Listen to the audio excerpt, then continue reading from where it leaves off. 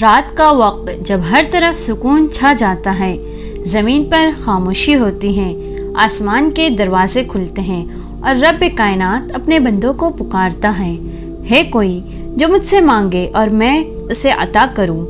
رات کا آخری پہر جب دنیا خوابوں میں گم ہوتی ہے، ایک مومن اٹھتا ہے، وضو کرتا ہے اور اپنے رب کے حضور کھڑا ہو جاتا ہے۔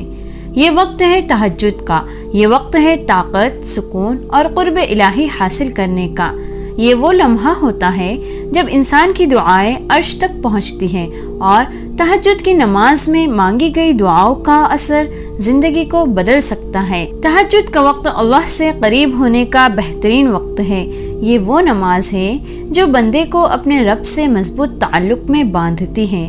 قرآن میں ارشاد باری تعالیٰ ہے، سورہ بنی اسرائیل میں اللہ تعالیٰ فرماتا ہے، اور رات کے کچھ حصے میں تہجد کی نماز پڑھو، یہ تمہارے لیے ایک اضافی عبادت ہے تاکہ تمہارا رب تمہیں مقام محمود پر فائز کرے۔ یہ وقت دلوں کو سکون، دعاؤں کو قبولیت اور زندگی کو روشنی عطا کرنے کا وقت ہے۔ رسول اللہ صلی اللہ علیہ وسلم نے فرمایا، تہجد پڑھو کیونکہ یہ تم سے پہلے نیک لوگوں کی عادت تھی، یہ تمہیں تمہارے رب کے قریب کرتی ہے، گناہوں سے روکتی ہے اور جسمانی بیماریوں کو دور کرتی ہے۔ تہجد کی طاقت وہ ہے جو انسان کو روحانی سکون عطا کرتی ہے، دل کی پریشانیوں کو ختم کرتی ہے، گناہوں کی معافی اور اللہ کی محبت کا ذریعہ بنتی ہے، دعا کی قبولیت کی ضمانت دیتی ہیں، زندگی میں آسانیاں لاتی ہیں، اللہ کی رحمت اور برکت کو کھینچتی ہیں۔ کیا آپ نے کبھی کسی کو دیکھا ہے جو ناممکن کو ممکن بنا دیتا ہے، کسی کو جو زندگی کے مشکل ترین حالات میں بھی مضبوط رہتا ہے؟ ایسے لوگوں کی زندگی کا راز تہجد کی طاقت ہے۔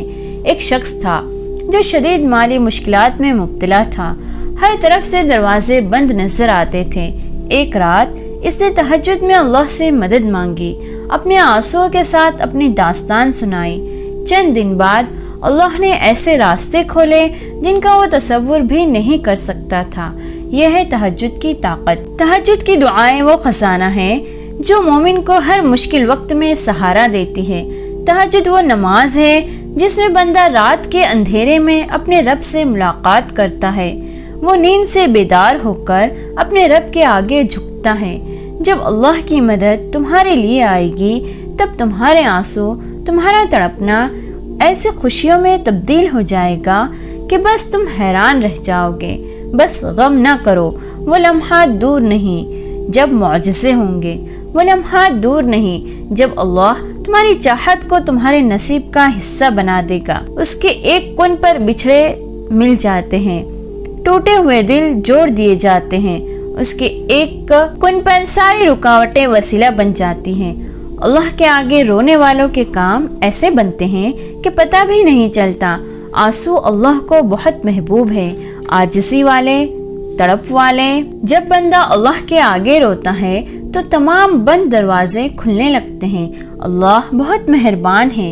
یقین جانیں تہجد بہت ہی پرسکون عبادت ہے۔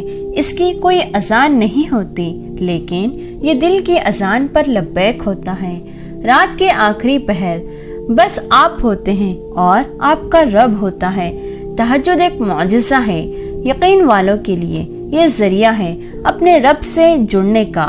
تہجد کی دعاؤں سے تقدیروں کے رخ موڑ دیے جاتے ہیں، وہ خالی ہاتھ کبھی نہیں ٹالے جاتے، بلکہ تمہاری تڑپ، تمہارا یقین تمہیں کن کی منزل تک لے جاتے ہیں، ایسی منزل جہاں صرف معجزے ہوتے ہیں۔ یقین کریے تہجد کی پکار اللہ بڑے پیار سے سنتا ہے اور جواب بھی دیتا ہے، معجزوں کی صورت میں۔ تمہارے ہر آنسوؤں کو وہ مسکراہٹ میں بدل دے گا اور تم مطمئن ہو جاؤ گے۔